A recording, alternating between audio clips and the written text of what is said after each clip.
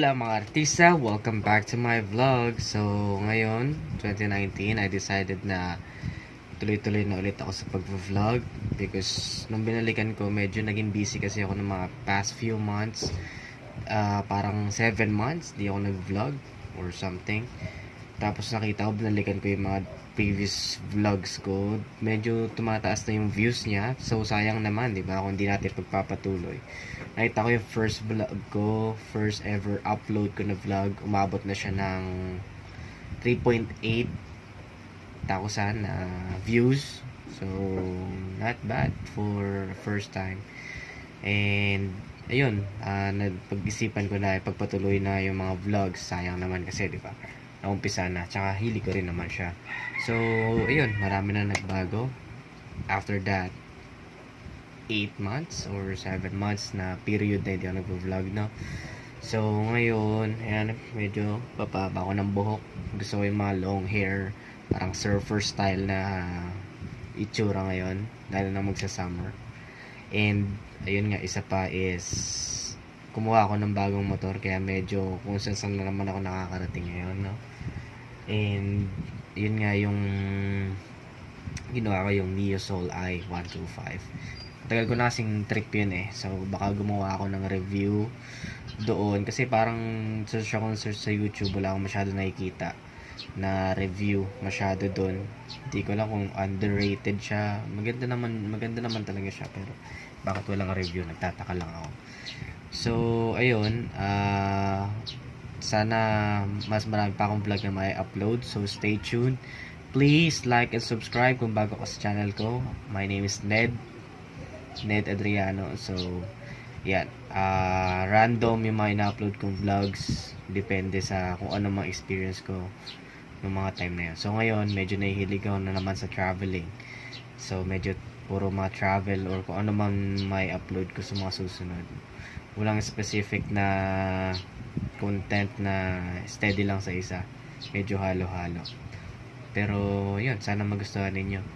So, last week nga, ay pumunta kami sa Martesem, yung sikat na pinupuntahan ng mga riders, mga bikers, mga riders ng motor. Yung mga sikat na pinupuntahan yun, Martesem. So, siya ay sa Rizal, Tanay Rizal yata or something.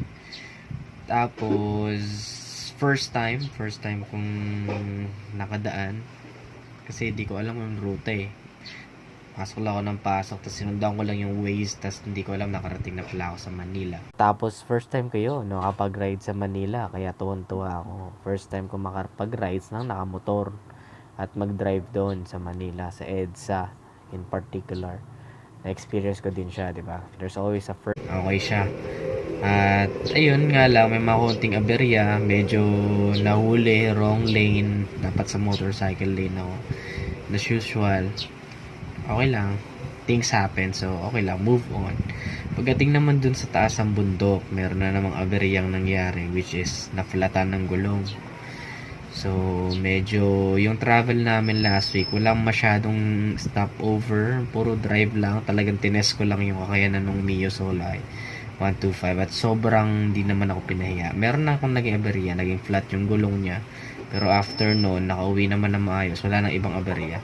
Yun lang, siguro nasobrahan sa hangin kasi hindi ako nag-tire check bago bumiyahe. Pero okay naman, so far, maganda yung performance niya. Tapos, yun, ayun, parang wala masyadong stopover. Tapos, yung sa Rizal, taas pala yun ng bundok. So, doon kami nagpunta. Nasa taas kami ng bundok. Ang daming magagandang views. Kaya lang weekdays ako nagbiyahe. So, walang masyadong tao. Kaya medyo nakakatakot. Lalo na may mga ginagawa palang daan doon. So, yun, medyo nakakatakot talaga. So, ayan, papakita ko lang sa inyo lang sa mga footage na nakuhanan. Hopefully, makapagpundar na ako ng GoPro para kakabit ko na lang sa helmet ko para mas maganda yung mga vlog sa mga susunod. Mag-i-invest tayo para dyan, no? So, ayun, stay tuned sa aking mga susunod na vlog. Ito yung ilan sa mga footages, panoorin natin. And sama ko na rin dito yung mamaya, try natin, sama ko na rin dito yung sa People's Park. Okay, so watch this. Ruta simula Santa Rosa, pupuntang Cavite, pupuntang Manila, then Antipolo, then na sa Tanay Rizal, then Santa Maria, Infanta, then Real, to Sinaloan, to Pangil, to Kalayaan, to Lumban, to Pagsanhan, to Pila, to Los Baños, to Calamba, to Cabuyao, back to Santa Rosa. So yung mga na-skip ko dyan, kayo nang bahala. Enjoy!